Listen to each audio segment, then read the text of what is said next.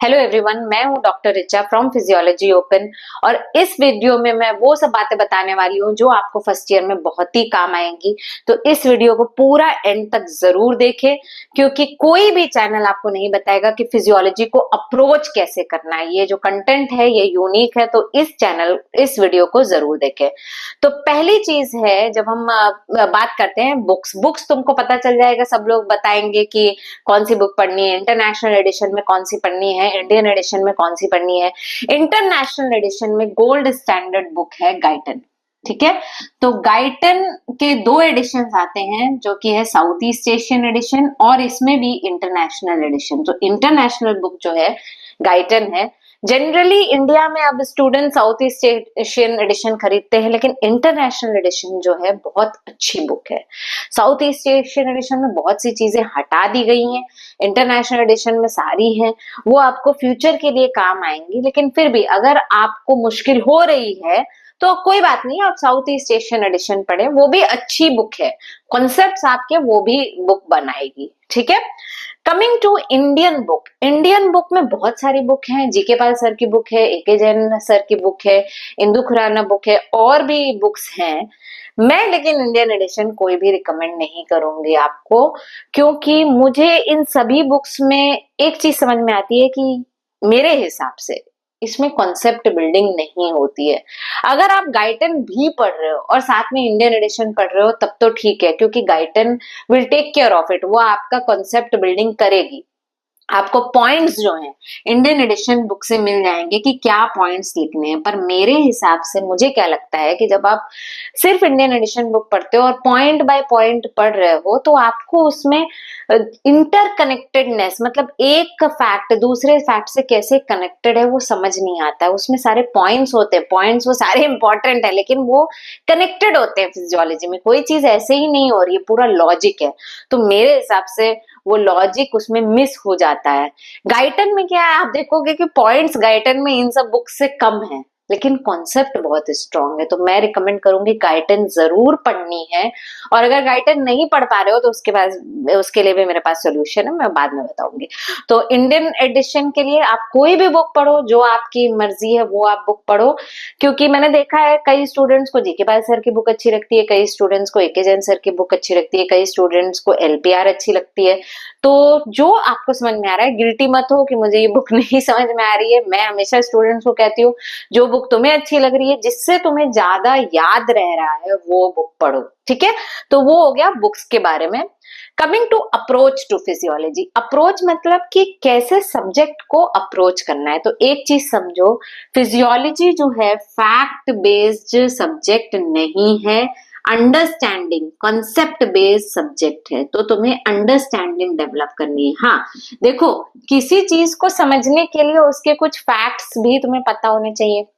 जैसे अगर मैं मान लेते हैं क्लॉटिंग की बात कर रही हूँ कि कैसे ब्लड में क्लॉटिंग होती है, खून अगर बह रहा है ज्यादा, मतलब चोट लग गई है, खून बह रहा है, तो कैसे वो बंद होता है। अगर हम उसके बारे में पढ़ रहे हैं तो हमें क्लॉटिंग फैक्टर्स पहले पता होने चाहिए। अगर हमें क्लॉटिंग फैक्टर्स नहीं पता है तो हमें क्लॉटिंग में उनके सब नाम लगेंगे ना, तो वो कैसे होगा। तो फैक्ट्स, हाँ, थोड़े फैक्ट्स चाहिए हमें, लेकिन उन फैक्ट्स को हमें कनेक्ट करना है, वो अंडरस्टैंडिंग होती है। तो फैक्ट्स जो तुम्हारे हो जाते हैं वो तुम्हारी लैंग्वेज ऑफ द सब्जेक्ट हो जाती है, और अंडरस्टैंडिंग तुम्हारा कॉन्सेप्ट डेवलपमेंट हो जाता है। तो फिजियोलॉजी में तुम देखोगे कि एक चैप्टर दूसरे चैप्टर से, दूसरे चैप्टर तीसरे चैप्टर से, in fact system to system connected है।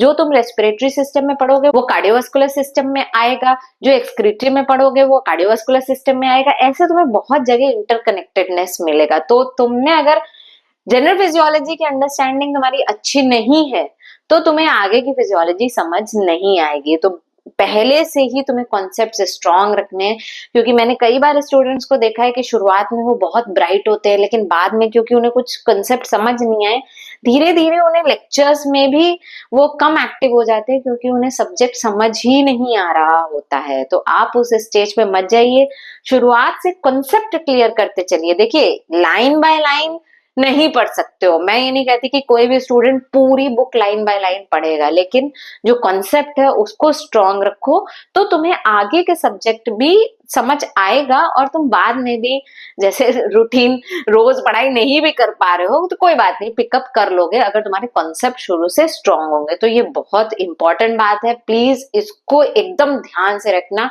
अगर तुम्हें कोई कॉन्सेप्ट नहीं समझ में आ रहा है तो अपने टीचर्स के पास जाओ, यूट्यूब चैनल पे जाओ, जो भी रिसोर्सेज है उनको देखो और कोशिश करो कि ये तुम्हें समझ में आ जाए। ठीक है, तो मैंने बताया कि सब्जेक्ट पूरा इंटरकनेक्टेड है, तो तुम देखोगे जो जनरल फिजियोलॉजी है वो हमेशा रिपीट होगी, हर जगह उसके कॉन्सेप्ट्स आएंगे। तो बहुत इंपॉर्टेंट है कि जो बिगिनिंग के चैप्टर्स हैं जनरल फिजियोलॉजी के चैप्टर्स जो है तुम मास्टर कर लो एकदम। Transport across cell membrane, homeostasis, body fluids, ये सब चैप्टर तुम्हें एकदम मास्टर करने हैं। रेस्टिंग मेम्ब्रेन पोटेंशियल, जब तुम इसको मास्टर कर लोगे बाद में ये चैप्टर्स तुम्हारे रिपीट होते रहेंगे। सिमिलरली और भी सिस्टम्स में कुछ ऐसे चैप्टर्स हैं जो तुम्हें मास्टर करने चाहिए, जैसे कि सेंट्रल नर्वस सिस्टम में साइनैप्स है। साइनैप्स में अगर तुम्हें ईपीएसपी आईपीएसपी नहीं समझ में आया तो तुम्हें सेंट्रल नर्वस सिस्टम की बाकी बातें भी समझ नहीं आएंगी। ठीक है, तो इस तरह से फंडामेंटल चैप्टर्स हैं वो तुम्हें मास्टर करने हैं और तुम्हें दिखेगा कि जो बाकी चैप्टर्स हैं उसमें कई जगह क्रॉस रेफरेंस है। वहां पे कार्डियोवास्कुलर सिस्टम में लिखा होगा कि ये चीज एक्सक्रीटरी सिस्टम में पढ़ाई जाएगी, या ये चीज तुम रिविजिट करो जनरल फिजियोलॉजी में। तो वो तुम्हें इंश्योर करना है कि you go to that page, उस पेज पे जाओ और उसको फिर से पढ़ो अगर तुम्हें वो कॉन्सेप्ट वहां समझ नहीं आ रहा है। कुछ स्टूडेंट्स होंगे उनके याद होगा कि अच्छा क्या लिखा है वहां पे, पेज टर्न करने में क्या है, एक बार जाओ देखो, अच्छा हाँ ये तो आता है, इसको देख लो फिर आगे बढ़ो।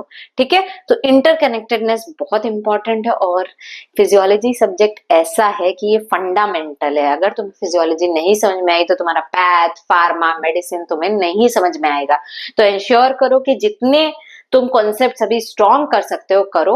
भूलोगे तो हो ही, कोई भी इंसान सब्जेक्ट भूलेगा, ऐसा नहीं है कि सिर्फ तुम ही यूनिक हो, उसमें सिर्फ तुम ही भूल जाते हो, ऐसा नहीं होता है। तो you will also forget and we also forget. लेकिन जब तुम सेकेंड ईयर में जाओगे, जब तुम फिर से फिजियोलॉजी देखोगे, क्योंकि सेकेंड ईयर के सब्जेक्ट्स में भी वो फिजियोलॉजी होगी, ओके, तो तुम्हें वो जल्दी समझ में आएगी। ठीक है, तो वो रिविजन जैसा हो जाता है। तो फंडामेंटल कॉन्सेप्ट जरूर स्ट्रॉन्ग करो। ठीक है, फिर टीचर्स का यूज करो, प्लीज जाओ उनके पास, क्वेश्चंस पूछो, यहाँ पे क्वेश्चंस डालो, मेरे चैनल पे क्वेश्चंस डालो। जो मेरा इंग्लिश चैनल है I generally answers all the questions, तो यहाँ पे भी डालो। अभी मैंने हिंदी चैनल शुरू किया है तो I will try to answer all your questions. ठीक है, फाइनली मैंने बोला था कि गाइटन अगर नहीं समझ पे आ रहे हो तो फिर मैंने अपने ऐप पे गाइटन और गेनोंग बुक का यूज करके पूरे कंटेंट का, पूरी फिजियोलॉजी का वीडियोस ऑलरेडी बना दिया है और बहुत ही मिनिमम प्राइस में अवेलेबल है। मैं जान के बहुत ही कम प्राइस मैंने रखा है जिससे कि सारे स्टूडेंट्स को उसको बेनिफिट हो। और मैंने content international addition of Guyton से लिया है, तो वो आपको फंडामेंटल्स स्ट्रॉन्ग करेगा जो कि आपको बाकी जगह नहीं मिलेगा। तो अगर आप चाहते हो तो आप ले सकते हो, नहीं चाहते हो तो बहुत सारे रिसोर्सेस है। मैं किसी को ये नहीं बोलती कि सिर्फ मेरा ही देखो, मेरा ही करो, क्योंकि मैं जानती हूँ सबका ब्रेन अलग अलग है। तो जो आपको अच्छा लग रहा है वो करो। हाँ, लेकिन मेरे चैनल पे आपको क्वालिटी कंटेंट मिलेगा, हाई क्वालिटी कंटेंट है जो कि आपको शायद ना मिले बाकी जगह।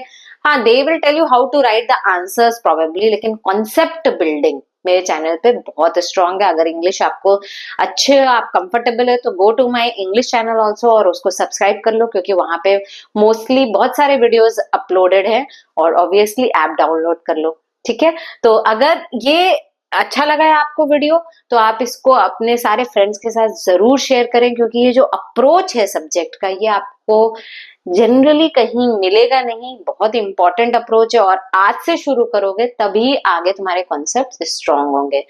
अगर वीडियो अच्छा लगा हो तो चैनल को सब्सक्राइब जरूर करना और अपने फ्रेंड्स के साथ शेयर जरूर करना।